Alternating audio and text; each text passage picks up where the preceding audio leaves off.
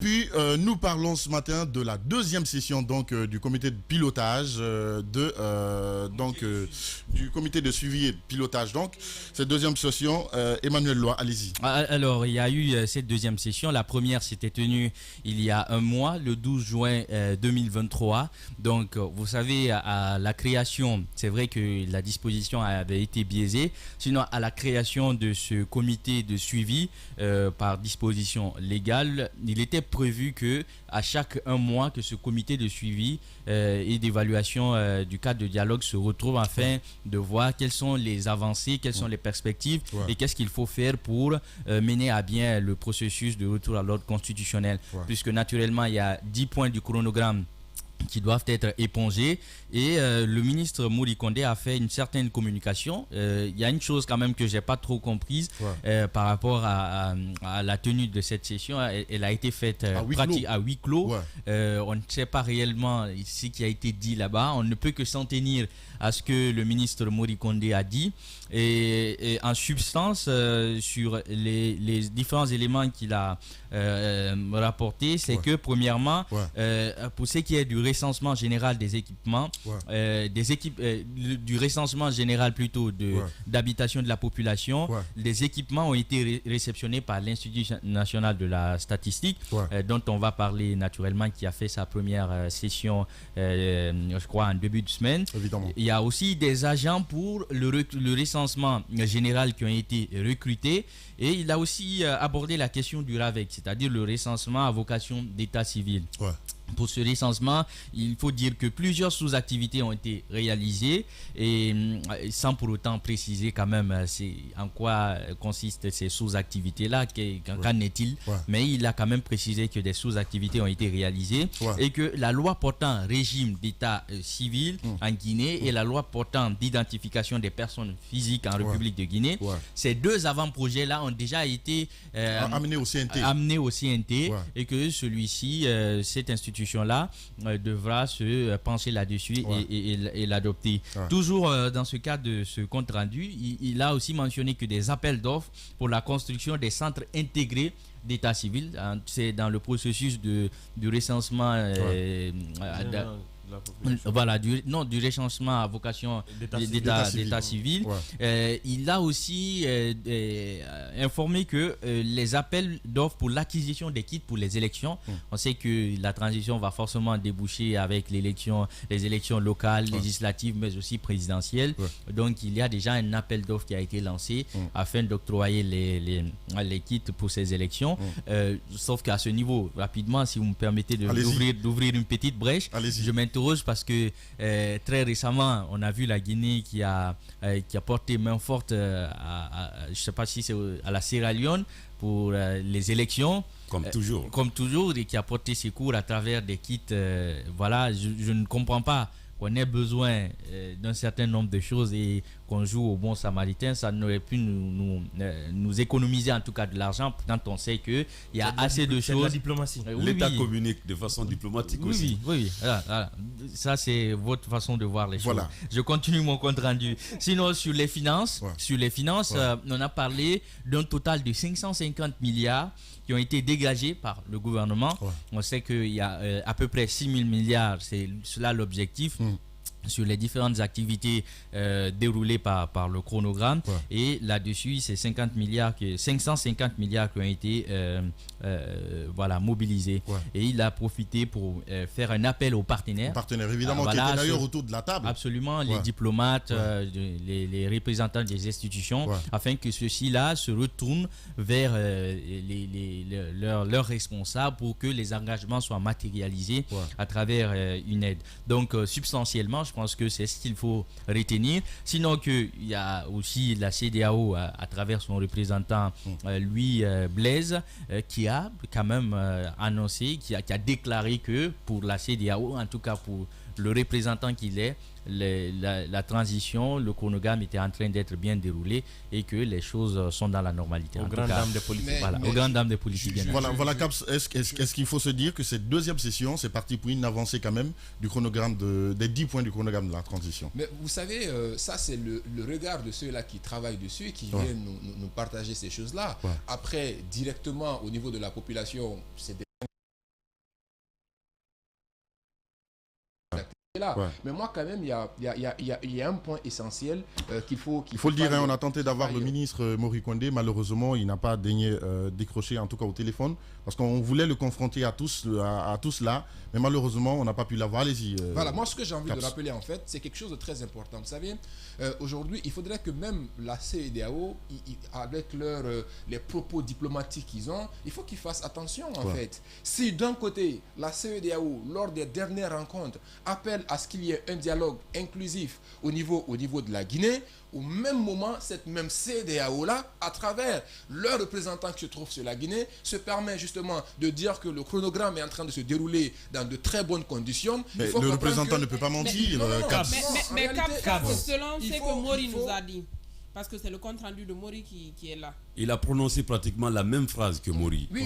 Oui, justement, en fait, c'est pour dire qu'en réalité, il faudrait qu'on fasse attention avec ce qu'on est en train de dire. Parce qu'il ne faut pas qu'on se leurre. Aujourd'hui, la crainte là-dedans, en réalité, ce travail technique qui a abouti à ce chronogramme sur lequel la Guinée est en train de travailler aujourd'hui, c'est un travail technique qui a eu entre l'État guinéen et une commission technique de la CEDEAO. Et donc, c'est cette commission-là, à l'issue, qui dit qu'on va aller chercher de l'argent, on va mobiliser les ressources financières qui manquent pour venir apporter à la Guinée. Et aujourd'hui, il faut dire que ça, c'est un élément très important qui peut jouer sur le calendrier lui-même. Où est-ce qu'on en est concrètement par rapport à ces mobilisations des fonds? On n'en sait absolument rien. Il ne faudrait pas qu'on soit dans des jeux de mots, dans de la politique politicienne. On nous dit que l'État a déjà mobilisé 550 milliards. Ce montant des 550 milliards, ça ne suffit pas. Ça, c'est la partie que la Guinée dit qu'on va pouvoir mobiliser. Mais il y a des institutions aussi, il y a des partenaires qui ont promis. Oui, mais ces partenaires-là l'ont promis sur la base de quoi? Sur la base d'un travail qui est fait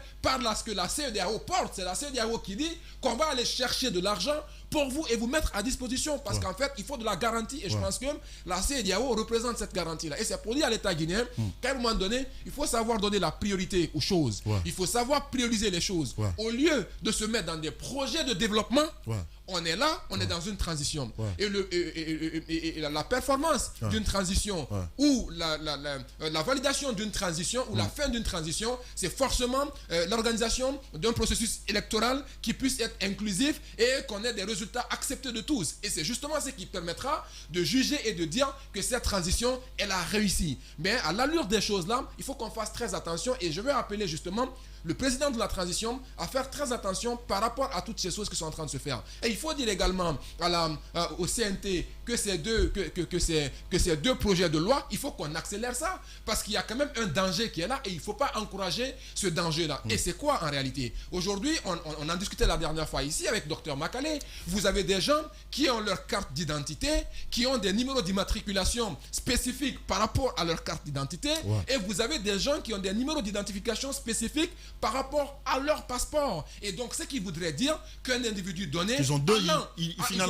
numéros d'identification. Donc, ça veut dire que moi, je me rends dans un service A, où je viens avec ma carte d'identité, donc je peux avoir une carte d'électeur. Je vais dans un autre service B avec mon passeport. Je peux également avoir... Il faut voir même les conditions d'acquisition de ces cartes-là. C'est aujourd'hui compliqué pour un citoyen de se procurer de ces cartes. Justement, et donc ça veut dire combien il y a des véritables choses, et au CNT, on sait qu'ils ont beaucoup de choses à faire. Ils ont l'avant-projet de loi à rédiger, mais également, il faut diligenter ça, et c'est pourquoi le personnel y est. Donc, il faut mettre les bouchées doubles pour que cela puisse être rapidement diligenté, afin qu'on puisse rendre même ce processus, parce qu'il est dit là-dedans, selon les recommandations du cadre de dialogue, il fallait rendre gratuit quelque part ces différentes pièces-là. Et aujourd'hui, la difficulté que les citoyens sont en train de rencontrer pour pouvoir être à disposition de ces pièces-là, notamment le paiement même, l'obtention des reçus, parce que vous partez vers une banque où vous avez que quand vous prenez la banque, c'est pas toute la filiale, c'est pas toutes les agences de la banque qui gèrent. Je pense qu'aujourd'hui, c'est FBN Bank qui gère ça. Et avec Aura, avant c'était Aura Bank, c'était qu'une seule agence qui gérait ça. Donc c'est pour dire encore une fois qu'il faut en fait, aujourd'hui, on est à l'ère de la technologie, on est dans l'ère de l'innovation. Il y a des choses pour lesquelles aujourd'hui, on ne peut pas du tout accepter une certaine lenteur. Aujourd'hui, on a des services de mobile money. Ils peuvent permettre à ce que les gens puissent, à travers ça, parce qu'on a eu assez de coups de fil par rapport au traitement qu'il y a au niveau de cette banque. Exactement. Sincèrement, il faut encore revoir la qualité de service, sincèrement. Il y a des gens qui vont parfois à 4 heures, ils n'arrivent même pas à obtenir le reçu pour avoir accès à la banque pour pouvoir payer l'argent. Il y a des gens qui font toute la semaine, qui viennent toute la semaine, ils n'ont pas d'abord le reçu. En fait, un reçu qui te permet d'avoir accès à la banque pour pouvoir verser l'argent et recevoir un reçu pour te permettre de venir maintenant d'abord à la mairie pour avoir un extrait de naissance, mais aussi revenir au commissariat pour avoir ta carte d'identité. En tout cas, il y a beaucoup de difficultés. Il faut vraiment revoir de ce côté-là. Comme Caps le disait tout de suite, il y a beaucoup de banques aujourd'hui en République de Guinée. Je ne vois pas pourquoi l'État confie à une seule banque alors que le Peut-être besoin... pour booster la banque. Oui, mais le même pas besoin de ça. Aujourd'hui, il faut digitaliser les processus. Évidemment. Pourquoi les gens ont même besoin de se déplacer pour venir à la banque à travers mon téléphone? J'ai la possibilité, dans mon confort total de mon domicile, je fais tout ce que j'ai à faire et j'ai ces documents-là et ça part vite parce qu'il faut dire que ça peut créer encore une fois de la lenteur quant à ce processus-là. Et moi, je pense que ces services d'identification-là des citoyens, il faut qu'on voie ça au clair par rapport à la situation. La seconde chose, il faut également qu'on s'investisse dans la mobilisation de ces ressources. Et la troisième chose qu'il ne faut pas négliger, parce qu'en réalité, moi aujourd'hui, le point d'achoppement par rapport à tout ce qui est en train de se passer aujourd'hui peut se situer à ce niveau-là. Aujourd'hui, on a une frange importante des politiques qui ne sont pas des moindres, qui ne sont pas associés. On parle donc d'inclusivité. On parle d'inclusivité. Évidemment. Et aucune de ces personnes-là ne sont aujourd'hui associées à ça. Et vous êtes d'accord avec moi que dans les conditions actuelles, il serait difficile de partir vers une élection sans que ces personnes ne soient associées à cette élection. Non, attention. Cap. Attendez, il finit, Alphonse, il finit. Ce sont mes opinions personnelles. Et j'ai le droit de leur dire. Et maintenant, à toi, après, tu auras ton temps de parole. Il finit. Une opinion dangereuse. Il finit. Ta carte du monde, Alphonse, n'est pas le monde. Je t'avertis tout simplement que la carte n'est pas le territoire. Bien. Donc, c'est pour dire encore une fois qu'il faudrait les inclure dans le processus là. Il faut une inclusivité là-dedans. Parce qu'à la dernière minute, quand ces gens viennent, parce qu'à un moment donné, je sais qu'ils viendront et tout est en train de se faire pour qu'ils viennent. On a vu Dr Maclé, c'est un processus, ils vont venir. La CEDEAO va imposer à la Guinée, en tout cas, demande à la Guinée à ce qu'on prenne ça en compte. Et maintenant, quand ces gens viennent, en fin de compte, ce qu'ils vont demander, ils vont commencer à questionner tout ce qui a été fait et à remettre en question un certain nombre de choses. Et c'est pourquoi également, je terminerai par dire à ces politiques également, n'optez pas pour la politique de la chaise vide, venez autour de la table de dialogue si vous êtes invité pour que vous puissiez avoir un regard sur le processus, sur tout ce qui est en train de se passer dans la mise en œuvre de ce chronogramme-là, pour qu'en réalité, à la dernière minute, qu'eux-mêmes ne soient pas l'argument du CNRD pour qu'on puisse repousser ce calendrier-là et aller vers un glissement. Il est encore temps de rectifier les choses et je pense que c'est le moment pour que toutes les différentes parties se mettent ensemble autour de la table de dialogue pour qu'on puisse finalement s'accorder sur une chose afin qu'on puisse avoir de prochaines élections apaisées et inclusives organisées en Guinée qui vont mener à la mise en place d'un président civil accepté de tous et qui émane de la population guinéenne pour ne pas que ce dernier puisse être victime de ce à quoi Alpha Condé a été victime quand il venait de prendre le pouvoir avec ses grèves à répétition. Merci beaucoup, Coach Caps. Allez-y. Alpha Condé, c'est pas une victime, qu'on arrête de dire ça en République de Guinée. Alpha Condé, c'est un auteur, c'est un fauteur de troubles. Alpha Condé, des choses pour ne pas les extrapoler. Quand je dis que Alpha Condé est une victime, on l'a tous vu. En 2010, quand Alpha Condé venait de prendre le pouvoir, on a eu combien de manifestations à répétition? C'est parce que le processus d'organisation des élections, c'est pas une victime, c'est lui qui a engendré les discussions. C'est Alpha Condé qui a engendré les discussions par un manquement d'ouverture et par une arrogance étatique notoire. Les acteurs les plus importants se sont éloignés du processus de la gestion Condé et elle s'est écroulée. On va pas refaire ce mot qu'il est en train de dire, ce n'est pas anodin. Si vous permettez, je vais reprendre l'expression de carte pour vous la donner. Votre carte du monde, Alphonse, n'est pas le monde. Merci Caps. Maintenant, si vous écoutez, vous allez comprendre ce que je vais dire. Moi, je vais dire que Alpha Condé, Lansana Conté et tout ça, ce sont des gens qui ont trahi ce pays. On est venu, écoutez-moi Félix. Écoutez-moi Félix. Oui, un comité militaire de redressement national vous a promis le redressement. Finalement, ça s'est soldé par quoi? 24 ans de pouvoir militaire. Alpha Condé a crié sur tous les toits du monde qu'il est la situation, qu'il est la solution qui se présentait à la Guinée. Finalement, quoi? On parle du cadre de dialogue. Je pense qu'il faut éviter de vous allez dire tout ce que vous allez dire. Faut éviter. C'est une logique. Faut éviter. On va l'écouter. Toi, tu connais. Ils vont opposer tous les arguments fallacieux possibles sur Terre.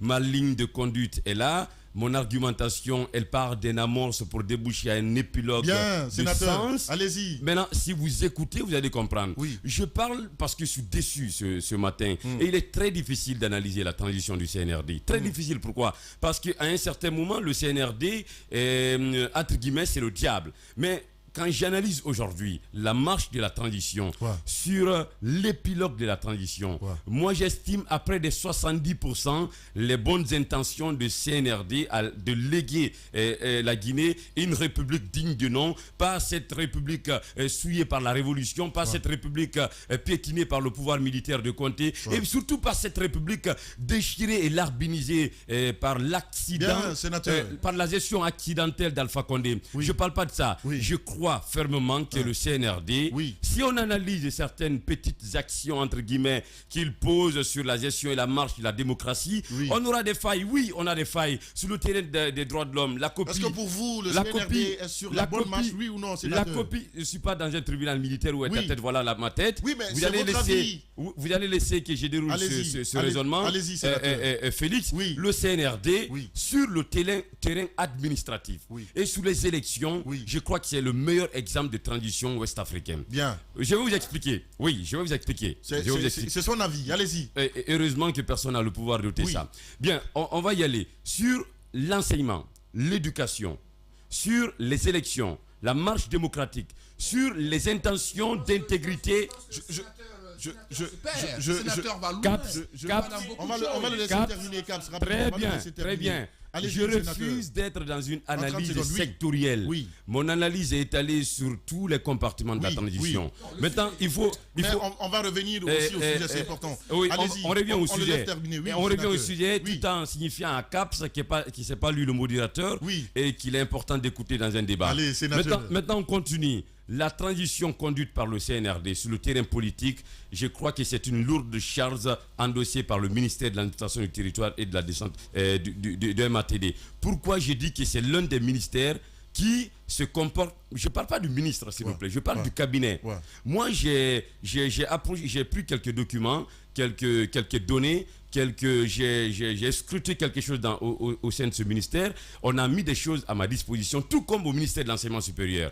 Ce sont des cabinets aujourd'hui qui sont en train d'abattre quelque chose d'important. Maintenant, si vous revenez sur le cadre du dialogue... Je sens que tu es perdu ce matin. Si vous revenez sur le cadre du dialogue, sur le cadre du dialogue, le dialogue interguinéen... On parle des 10 points que devait donc réaliser la transition. Où en sommes-nous aujourd'hui, Où en sommes-nous aujourd'hui?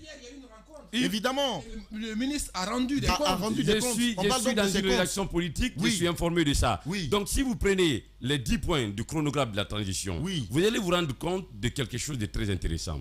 Il y a ce qu'on appelle une pierre deux coups. Le recensement général de la population et de l'habitat, qui est censé être, en tout cas selon les premières explications de l'ancien ministre Ousmane Gawal, l'ancien ministre de l'habitat, la période la plus longue. Qu'est-ce qui va se passer? Vous savez que moins de 20% des Guinéens déclarent leur union devant la mairie. Et 1% de Guinéens déclarent les décès à la mairie. Donc, si vous faites un recensement général de la population et de l'habitat, et selon les recommandations des Nations Unies, c'est 10 ans. 10 ans chaque recensement. Si vous prenez les 64 ans de notre République, on aurait dû avoir comme un recensement général de la population et de l'habitat. 10 ans, ça fait 6 fois. Et aujourd'hui, la Guinée est en retard. La Guinée est en retard, pourquoi? Parce que des gestions, des régimes sont passés et ont oublié ça. Aujourd'hui, on est en train de rectifier le tir. Le recensement général de la... Mais ça n'a même pas démarré. Les 10 points là, on a amorcé déjà la transition il y a longtemps. Les 10 points de ce programme, c'est quoi c'est un formulaire. Oui. Donc sur le formulaire de la transition, c'est 10 points. Oui. Là, le CNRD a coché vert sur le recensement général de la population. Oui. Il a coché vert sur l'ensemble des points. C'est toi qui le dis, hein? Non, écoutez-moi. Sur le terrain, sénateur. C'est un problème de conviction. Oui. C'est un problème. C'est un problème de conviction. Oui. Je crois que les 10 points de ce chronogramme sont dans un comment on appelle tout à l'heure là j'ai parlé de il faut sauver le sénateur ce matin. Je sauve la Guinée. Je sauve la Guinée. Oui, sénateur. Parce que vous savez pourquoi je parle loin? Allez-y, on le laisse terminer. Vous savez pourquoi je parle loin pour terminer? Oui. Je sens une erreur que la presse va encore commettre. Ok. Et la presse, c'est vous ici aujourd'hui et les autres médias. Oh, sénateur. La presse va poser. La presse, je regarde le peuple. La presse va poser encore une fois le débat de la prolongation de la transition. Non, pas du tout. La même erreur. Non. Pas du tout, sénateur. La même erreur. Le débat. On va le laisser partir. La même erreur. Sénateur. La même erreur commise par la presse au niveau du 3e mandat. C'est elle qui a imposé le débat. Aujourd'hui, la même presse va poser le débat sur la prolongation de la transition. C'est pourquoi moi j'ai dit. C'est pourquoi moi j'ai dit pour clore.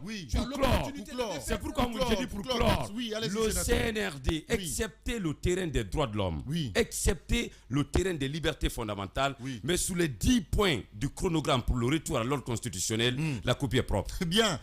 Abdourahmane, sénateur Diallo, c'est ce qu'on pouvait comprendre de lui. Il faut sauver le soldat ce matin, Alphonse. Ramener sénateur dans la salle. Bien. Nous sommes au prétoire. D'abord sur un fait. Quand CAP s'insurge contre la déclaration du représentant de la CEDEAO, en fait, aujourd'hui, il faut dissocier deux choses.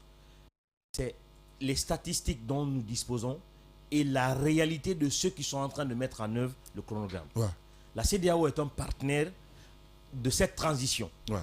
Et le représentant de la CEDEAO, bien qu'étant en Guinée, ne travaille pas pour le gouvernement guinéen. Donc son discours ne doit pas être obligatoirement conforme à celui du ministre de l'administration. Mais quand de son côté, il fait le constat que dans les 10 points, il y a quelques points qui sont en train d'être mis en œuvre, ça, il peut le dire. En fait, son discours n'est pas là pour féliciter le CNRD, non. Il faudrait même que le CNRD évite de se féliciter d'un tel discours. Il rapporte les faits. Il rapporte les faits et au-delà, il rassure les autres partenaires qui doivent mettre de l'argent dans la transition parce que la finalité, c'est ça. Ce que Caps aussi était en train de dire, il faut prendre en compte parce qu'on a vu la dernière sortie de la CEDEAO qui n'a pas fait cadeau à la Guinée aujourd'hui. Le représentant de la CEDEAO en Guinée sort pour dire que tout va bien. Le malheur de la CEDEAO, en fait, la CEDEAO, c'est un chaton. Il pousse juste son cri, il n'a pas de griffes. C'est ça le problème avec la CEDEAO.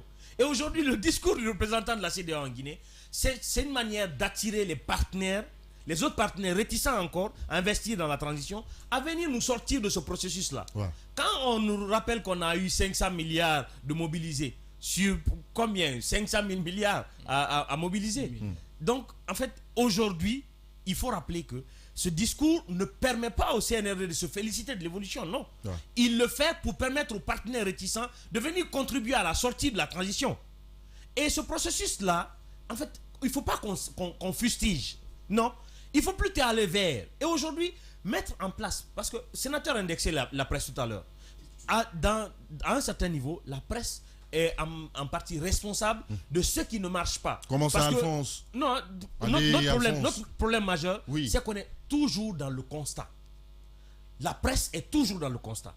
Pourtant, aujourd'hui, on devrait plutôt s'atteler à prendre les 10 points, évaluer avec les acteurs qu'est-ce qui n'a pas marché. Mais ce qu'on fait ce matin, le problème, Alphonse, c'est que même ces administrateurs, je vais parler même du MATD, ils ne se prêtent pas aux questions des journalistes. Justement. Vous allez beau les appeler, ils ne vont jamais décrocher. Comment les confronter, par exemple, à la réalité? Comment, par exemple, sonder le travail qui est en train d'être fait si réellement ils ne répondent pas aux questions? Non, parce qu'aujourd'hui, il y a un fait. Nous sommes là, on a compris, on peut bien comprendre l'évolution de la transition, mais vous savez, ceux qui nous suivent à la télé, ils n'ont aucune idée même des 10 points. Donc, ce serait important aujourd'hui que la presse soit mise en contribution dans ce processus-là pour permettre de savoir à quel niveau nous sommes. Qu'est-ce qui... C'est ce qu'on cherche à faire. Même nous-même la presse. Nous-mêmes la presse. Mais attends, c'est le rôle du gouvernement de s'impliquer pour vulgariser les 10 points de la transition. La presse a certes sa contribution, mais c'est quand le gouvernement se bouge de ce côté pour vulgariser les 10 points. Attention, dire aux gens que voilà les 10 points de la transition. La presse certes a son rôle, mais c'est le gouvernement, c'est au gouvernement de faire le premier pas. Encore une fois, ne dis pas que la presse ne joue pas son rôle de ce côté. On fait de notre mieux. Quand il y a des sessions, on couvre, on rencontre au niveau de nos médias. C'est ce que nous pouvons faire. C'est ce que nous pouvons faire. Et aujourd'hui, on a tenté d'avoir le ministre pour l'avoir, pour qu'il vienne parler de ces choses-là. Silence radio, et tu dis que la presse ne fait pas son travail. Quand même. Allez-y, va terminer. Alphonse, allez-y. Je termine là-dessus. Aujourd'hui, notre contribution... Il faut aussi sauver le soldat Alphonse.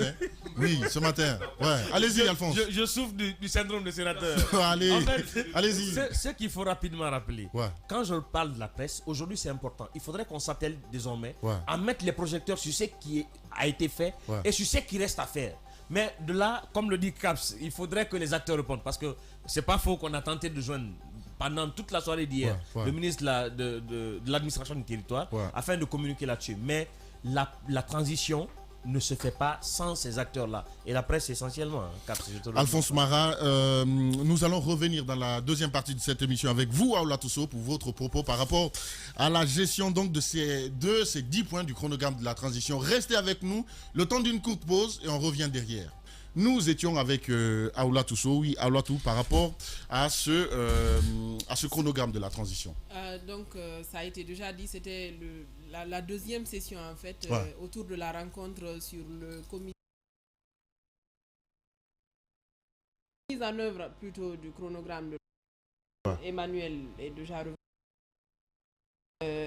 Mais, par exemple, on a parlé du recrutement des agents chargés de la cartographie plutôt, qu'il y a déjà un recrutement, il reste leur formation. Je pense qu'il faut procéder également à la formation de ces agents-là pour accélérer. L'autre question que je veux poser à Oulatou, est-ce que, parce qu'on a vu le bras de fer qui a opposé le ministre des Affaires étrangères et l'ambassadeur de France par rapport à la sortie de l'ambassadeur. Aujourd'hui, le ministre Mory Condé qui dit espérer sur ses partenaires, sur ses institutions, pour quand même financer les 10 points de cette chronogramme. Est-ce que va-t-on continuer à espérer sur les autres pour faire marcher la transition? Il faut compter d'abord sur soi-même.